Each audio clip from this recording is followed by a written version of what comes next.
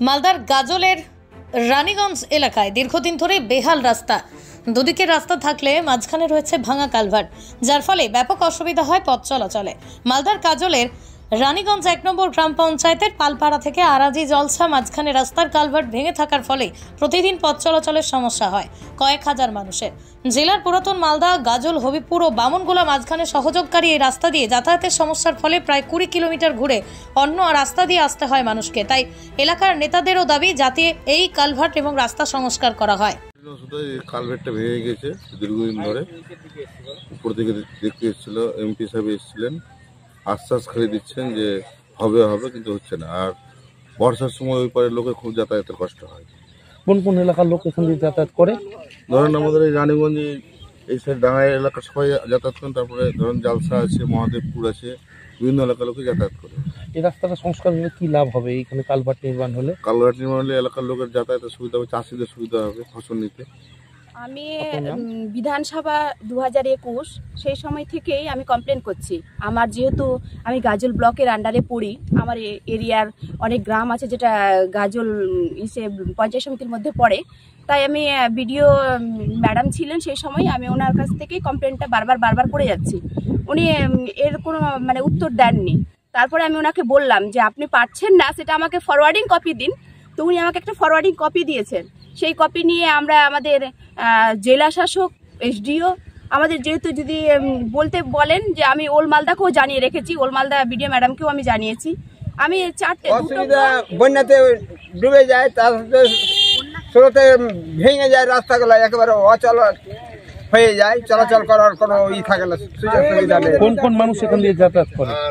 যাতায়াত রানীগঞ্জের হাট যারা আছে প্রত্যেকেই আছে, তার মধ্যে আবার 20 টাকা করে নেয় পারাপার।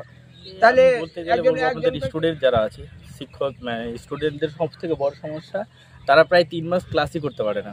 কারণ আমাদের রানীগঞ্জ এলাকায় হচ্ছে হাই স্কুল রয়েছে, ওই জালসা থেকে তারা আসে আমাদের রানীগঞ্জ স্কুলে। কিন্তু যখন বর্ষা হয় বা বন্যা হয় তখন তাদের প্রচণ্ড অসুবিধা, পারাপারের অসুবিধা। আর এমনি সময় তো ভাঙা ব্রিজ আছে, ছোট ছোট বাচ্চারা স্টুডেন্টরা স্কুলে আসে, তাদের প্রচণ্ড প্রবলেম হয়, যার জন্য এই রাস্তাটা হওয়া অত্যন্ত জরুরি।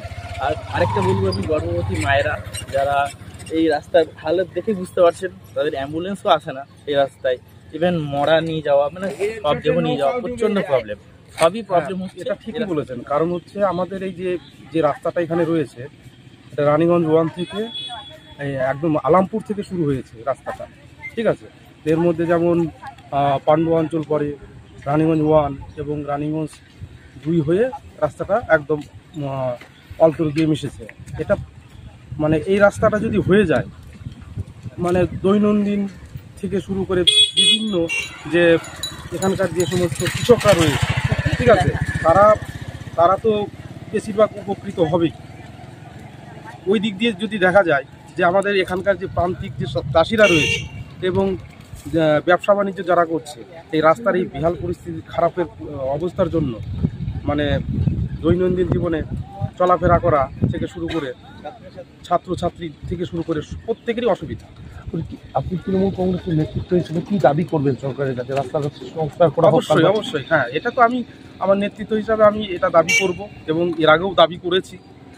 এর আগে যেমন কিছুদিন আগেই আমাদের যে বর্ষার সময় যে এখানে যে একটা সংস্কার করা ছিল, এটা টোটালটাই ভেঙে নিয়ে চলে গেছে। এখানে ব্লকের বিডিও সাহেব, আধিকারিকরাও এসে এখানে ইনকোয়ারি করে দেখে গেছেন। এবং যেহেতু এই এলাকাটা পড়ছে হচ্ছে এদিকে গাজল ব্লক, এদিকে হবিবপুর ব্লক, এদিকে হচ্ছে ওল মালদা ব্লক, 3টে ব্লকের সংযুক্ত